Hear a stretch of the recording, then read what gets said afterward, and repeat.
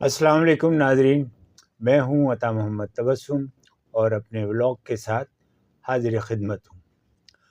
आज हमारे प्रोग्राम में सीनियर सहाफ़ी मुहक़्क़िक़ जनाब वजी अहमद सिद्दीक़ी भी मौजूद हैं और आज हम सबसे पहले तो बात करेंगे बिजली की सूरत हाल है और गर्मी की सूरत हाल है। तो वजी साहब, गर्मी आपको इन दिनों कैसी लग रही है? बिजली की नहीं, मौसम की।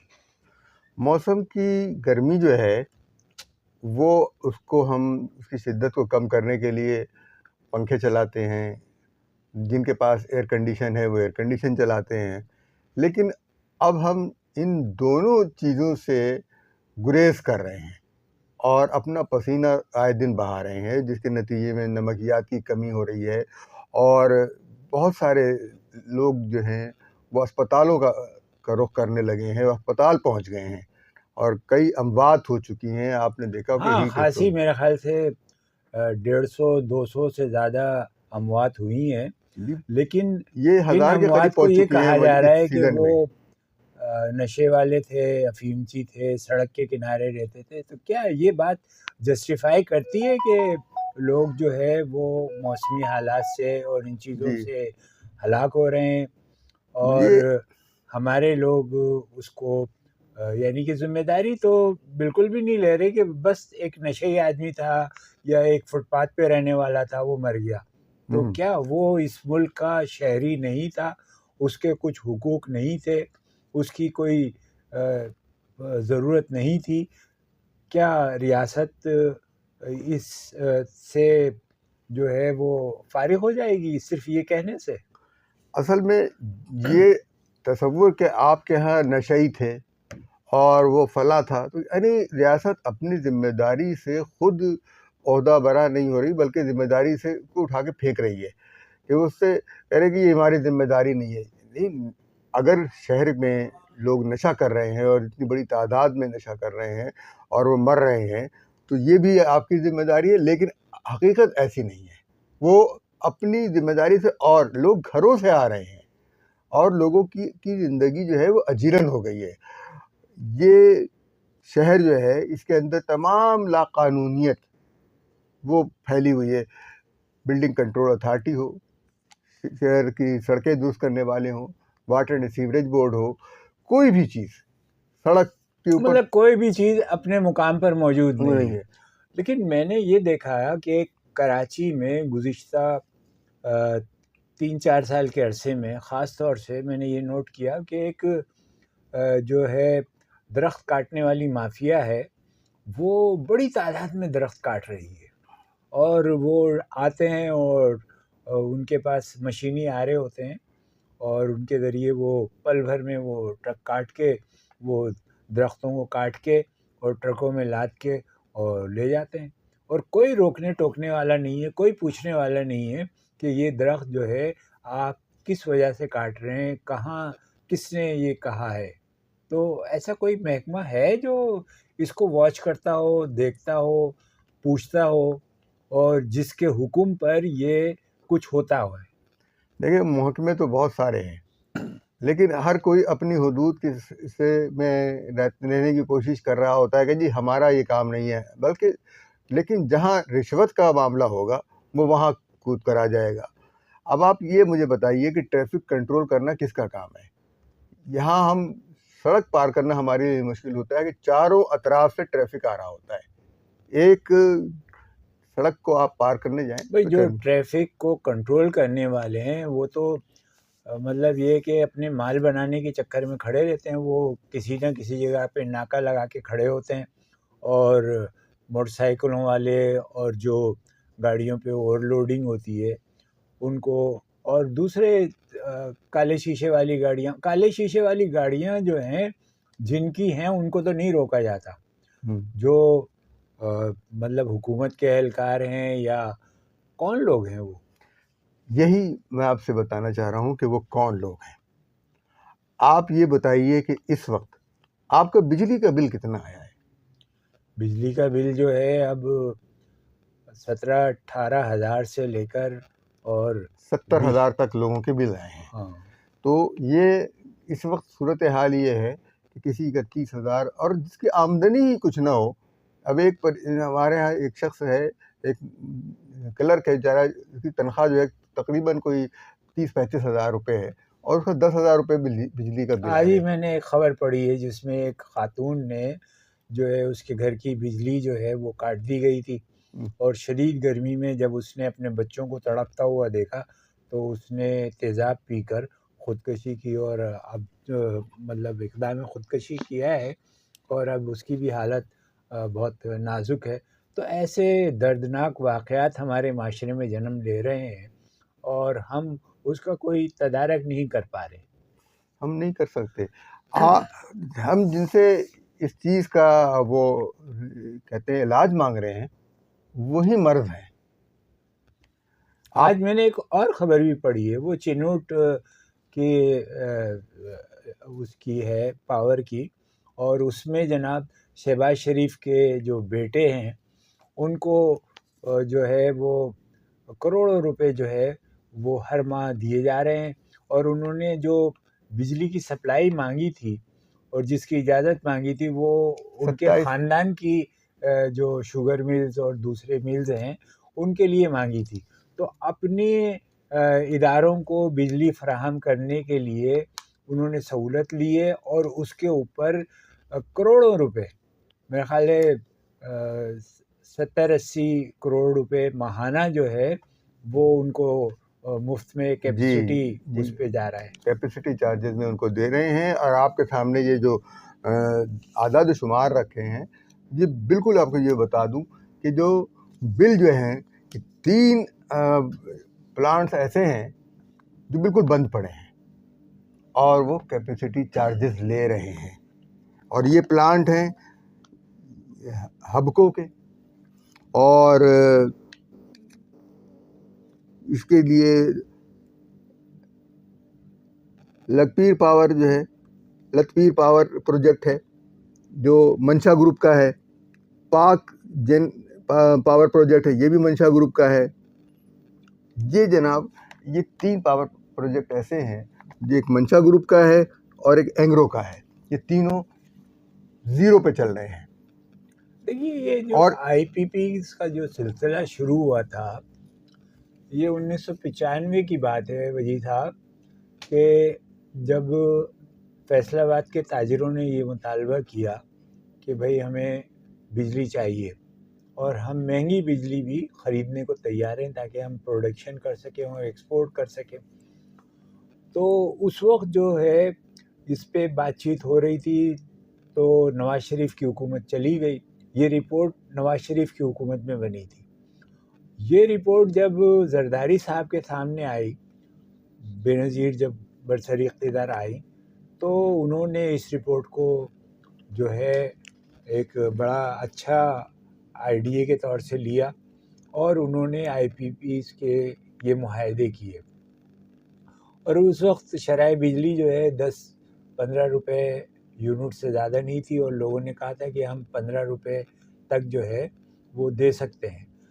تو یہ زرداری دور میں اور نواز شریف کے دور میں، ان دونوں ادوار کے اندر یہ معاہدے ہوئے ہیں، اور کسی نے ان کی شرائط کو پڑھنا گوارا نہیں کیا. انہوں نے کسی نے یہ نہیں سوچا کہ اس ملک کے عوام پر کس طریقے کا یہ بوجھ لادا جا رہا ہے اور آئندہ کیا ہوگا. جب تک نواز شریف کی حکومت الٹی گئی، پرویز مشرف نے الٹ دی اور سب ختم کر دیا، لیکن ان کے اوپر یہ آئی پی پیز کا الزام نہیں لگایا. اس سے انہوں نے بھی فائدہ اٹھایا 2000 میں، اور ان کے اپنے دور میں انہوں نے نئے آئی پی پیز لائے، اور آخری آئی پی پیز جو ہیں 2015 میں آئے تھے، جو اس طرح سے. تو اب یہ سارے کے سارے جتنے لوگ ہیں یہ سیاستدان ہیں. اس کے اندر نسیم سہگل، ندیم اعجاز، علی محمد، رزاق داؤد اور اٹک گروپ، اور خود بعض فوجی ادارے جو ہیں، آرمی ویلفیئر ٹرسٹ کے تحت جو کمپنیاں ہیں وہ بھی ہیں. عابدہ حسین کا ہے، سلیم سیف اللہ کا ہے، میاں اکرم الدین ہے، اور شہباز شریف کے صاحبزادے کے نام پر کا ہے. اور اس طریقے سے سلمان شہباز کا مخدوم شہریار ہیں کوئی ان کا، تو جہانگیر ترین کے ہیں. تو یہ اور یہ ان میں سے کوئی بھی 100% پہ کام نہیں کر رہا. کسی نے بھی 100% بجلی نہیں بنائی ہے اور ہم سے یہ 200% بجلی کے چارجز لے رہے ہیں. اس ظلم پہ نہ IMF بولتا ہے، نہ عدالت بولتی ہے. اور اس سے بڑا ظلم یہ ہے کہ انہوں نے ان لوگوں کے منہ بند کر دیے جو فیصلہ کرنے والے ہیں. چاہے نپرا تو ان کی گھر کی لونڈی ہے، جو ریٹ یہ کہتے ہیں وہ بنا دیتا ہے، اور نپرا میں خود ان کی کمپنیوں کے لوگ بیٹھے ہوئے ہیں. تو ہم کیسے انصاف کی توقع کریں گے؟ تو نکلیں گے کیسے اس صورتحال سے؟ دیکھ، ہمارے سامنے کشمیر، آزاد کشمیر کی مثال ہے. کس طریقے سے وہ نکلے، اور انہوں نے اتنا ریٹ، ان کے لیے اتنا ریٹ کم ہو گیا کہ 10 روپے کے ریٹ پر وہ بجلی لے رہے ہیں، اور کوئی فلیٹ ریٹ نہیں ہے، کوئی ہائی، مطلب ایسا نہیں کہ 5 بجے آپ بجلی جلائیں گے تو کچھ اور ریٹ ہوگا، اتنے بجے جلائیں گے تو کچھ اور ہوگا. نہیں، ایک ہی ریٹ پر ہے. اور ٹیکسز بھی نہیں اس حساب سے ٹیکسز کم ہو جاتے ہیں. ہمارے یہاں تو انکم ٹیکس تک جو ہے وہ اس کے اوپر لیا جا رہا ہے. یہ انکم ہماری ہے، ہماری تو خرچ ہو رہی ہے. جو کما رہے ہیں ان سے آپ لے ہی نہیں رہے، ان سے آپ نے لیا.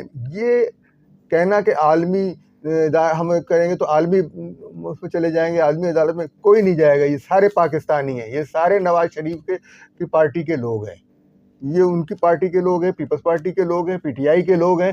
یہ تمام پارٹیوں میں یہ بندر باٹ ہے، اور اس کو ختم کرنا چاہیے. یہ اس طرح نہیں چلے گا. اب آپ دیکھیے، یہ ریکارڈ آپ کے سامنے موجود ہے کہ جو پلانٹ جو ہیں، جو 25% سے کم کام کر رہے ہیں، وہ 4 سے 40، یعنی آپ اس کے اندر 36-35 جو ہیں وہ پلانٹ ہیں، اور 41 سے 100 تک، یعنی 59 پلانٹ ایسے ہیں جو صرف 25% پر ہی کام، 60% پر کام کر رہے ہیں. 40% پھر بھی نہیں بچا رہے. اور جو ان کو بنانا چاہیے وہ نہیں بناتے. ملک کے اندر لوڈ شیڈنگ مصنوعی ہے، لوگوں کو تکلیف دے رہے ہیں، لوگوں کی آمدن، یہ خون چوسنا اسی کو کہتے ہیں. وزیر اعظم صاحب نے 200 یونٹ فری دینے کی بات کی، 5000 یونٹ تک جو ہے لوگوں کی سبسڈی رعایت کا دیتے ہیں. نظام کیوں لے کر آتے ہیں؟ سبسڈی، اور یہ سبسڈی کس کو دی جاتی ہے، کون اس کے بینیفیشری ہوتے ہیں، یہ تو نہیں پتہ. سارے لوگوں کو، پورے ملک کے عوام کو ایک اس سے کیوں نہیں ناپا جاتا؟ یہ تو ناپنے والی بات ہی نہیں ہے. آپ مجھے یہ بتائیں کہ گریڈ 22 کا آدمی کیا اس قابل نہیں ہے کہ وہ اپنا بجلی کا بل، اپنا گیس کا بل، اپنی گاڑی کا پیٹرول، اپنے مکان کا کرایہ نہیں دے سکتا؟ وہ تو ہمارے حکمران ہیں نا، وہ تو سمجھتے ہیں کہ یہ ملک جو ہے ان کے لیے بنا تھا، ہم جی، تو ان کے رعایا ہیں.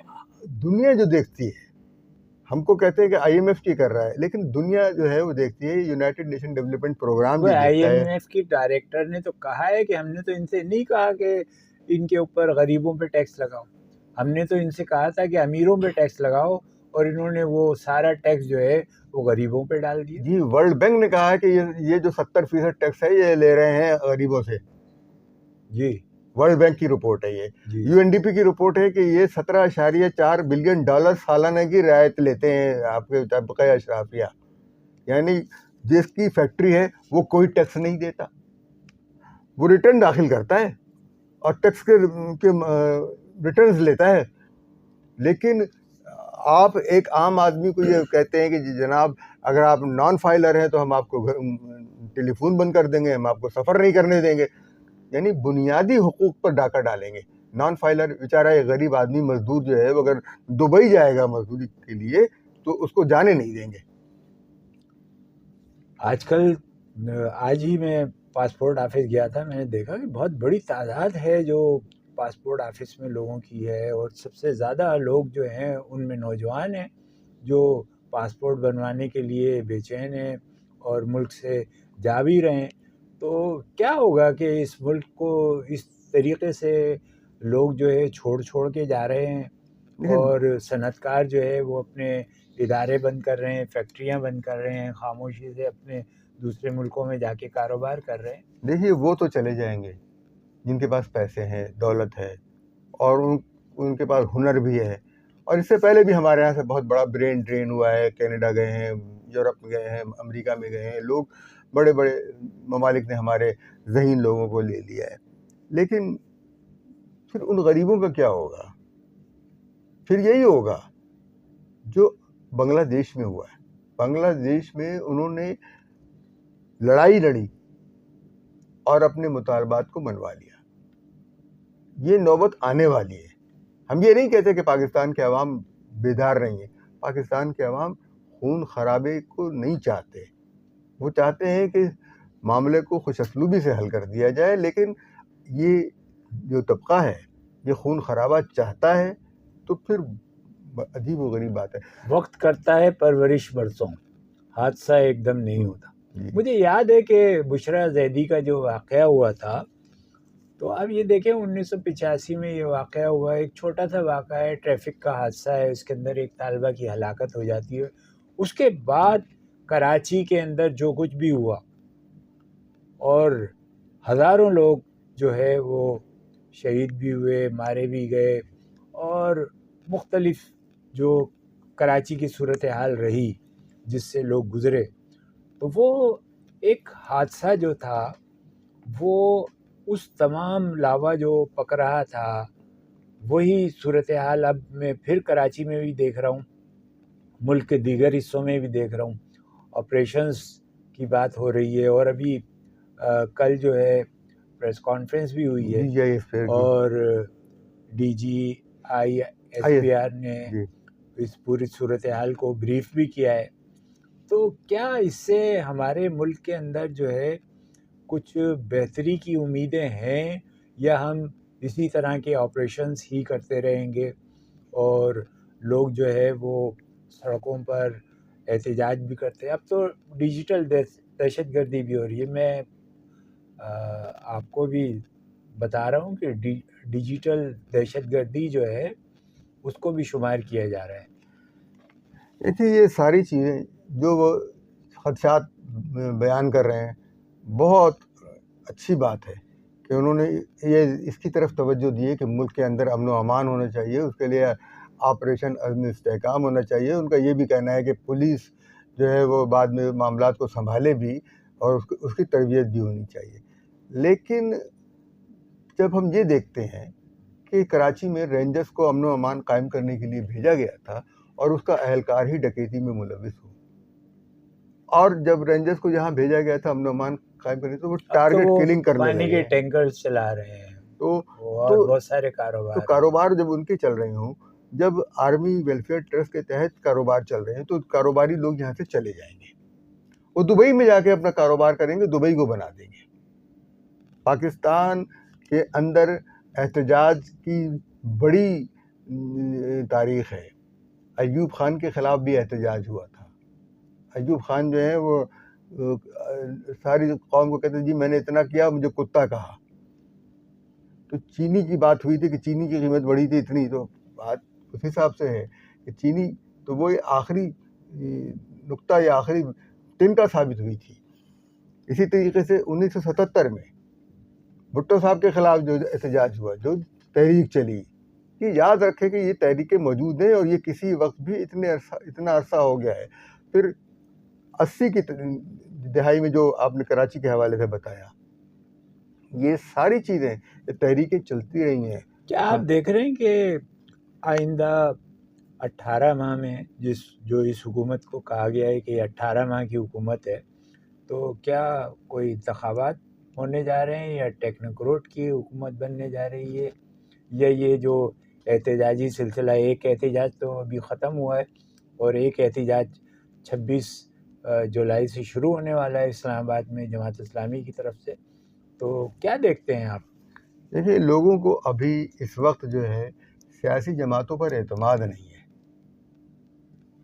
وہ نکل نہیں رہے. اگرچہ تحریک انصاف کے لیے بڑی حمایت موجود ہے. بنوں میں تو لوگ نکلے ہیں نا، بنوں میں سیاسی جماعتیں بھی شامل تھی، سیاسی جماعتیں اس میں شامل ہو گئیں، لیکن اس تحریک کی قیادت کسی اور کے پاس ہے. اچھا، یہ سیاسی جماعتوں کے پاس نہیں ہے. سیاسی جماعتیں تو اس کو کسی طریقے سے اس کو کنٹرول کرنے کے لیے، اس کا رخ متعین کرنے کے لیے شامل ہو گیا. مجھے خطرہ یہی ہے کہ ایسی صورتحال نہ پیدا ہو کہ بے قیادت کوئی چیز ہو. تو ہاں مطلب جب قیادت کے بغیر کوئی احتجاج ہوتا ہے تو پھر وہ بہت بہت نقصان خوفناک ہوتا ہے، ہے، بہت بہت خوفناک نقصان ہوتا ہوتا ہے، ہے. نقصان دہ ہوتا ہے. تو اس طرح کی سیاسی جماعتوں کو بھی اپنے نظم و ضبط کے ساتھ، لیکن باوجود اس کے کہ تمام نظم و ضبط ہوتا ہے، اس میں کچھ لوگ تو اس طرح کے شامل ہو جاتے ہیں نا، یا کر دیے جاتے ہیں. وہ تو پھر سیاسی جماعتیں اس کو کنٹرول کرتی ہیں، اس کو قابو کرتی ہیں. ان کا لیڈر جو ہوتا ہے، جو ایک جس کے ہاتھ میں ڈور ہوتی ہے، وہ اس کو لے کے چلتا.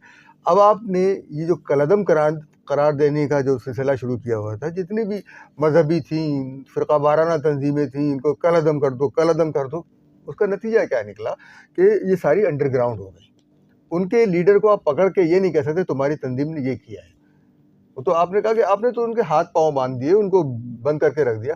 ان کو موقع دے، کھلے سر عام آئے، لوگوں میں اپنی جو بھی بات ہے وہ رکھیں، اور جو اگر وہ کچھ نکلیں گے تو پھر وہ اس کو کنٹرول بھی کریں گے. لیکن کیا جن لوگوں نے ووٹ دیے ہیں، جن کو اعتماد منتخب کیا ہے، اسمبلیوں میں بھیجا ہے، ہمیں یہ حق ہوتا ہے کہ ہم ان کو اسمبلیوں میں سے جانے سے روکیں اور لوگوں کو کہیں کہ لوگوں کی رائے غلط ہے.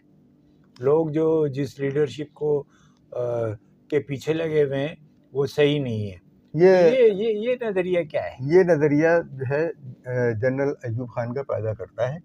اچھا. سکندر مرزا جو تھے ان کا پیدا کردہ ہے. گورنر جنرل تھے غلام محمد، ان کا پیدا کردہ ہے. یعنی جب اسمبلی نے آئین بنا لیا اور ان نمائندوں نے جو آئین 56 کا آئین بنایا، تو اس کو اٹھا کے اسمبلی توڑ دی، اور پھر اس کے بعد جو کچھ کرتے رہے، پھر یہ ماشاء اللہ لگا کے آ گئے. اور جن لوگوں نے پاکستان کے حق میں ووٹ دیا تھا ریفرنڈم میں، ان کو کہا کہ ان کی سیاسی بصیرت نہیں ہے، اس لہٰذا ہم بنیادی جمہوریت قائم کریں گے، بیسک ڈیموکریسی. یہ مذاق نہیں. 70 سال ہو گئے، کب تک سکھاتے رہیں گے؟ وہ لوگ جنہوں نے باشعور ہو کر ایک فیصلہ کیا تھا، پاکستان کے حق میں فیصلہ دیا تھا، یہ ان کا شعور تھا. اتنا بڑا شعور کہ ایک ملک بنایا تھا انہوں نے. ان کو کہا ایوب خان نے. آج تک وہی سوچ جو ہے ہمارے معذرت کے ساتھ فوجی حکمرانوں میں بھی، فوجی قیادت میں بھی چلی آ رہی ہے کہ عوام فیصلہ صحیح نہیں کرتے. عوام فیصلہ صحیح کرتے ہیں. میرا خیال ہے عوام کو فیصلہ کرنے دیا جائے، اس ملک کو چلنے دیا جائے، حالات بہتر ہونے دیے جائیں، اور یہ جو عوام کا خون چوسنے کا عمل ہے آئی پی پیز اور دیگر چیزوں میں، ان کو ختم ہونا چاہیے. آج کا ہم ولاگ انہی باتوں پر ختم کرتے ہیں. انشاءاللہ اگلے ولاگ میں پھر بات ہوگی.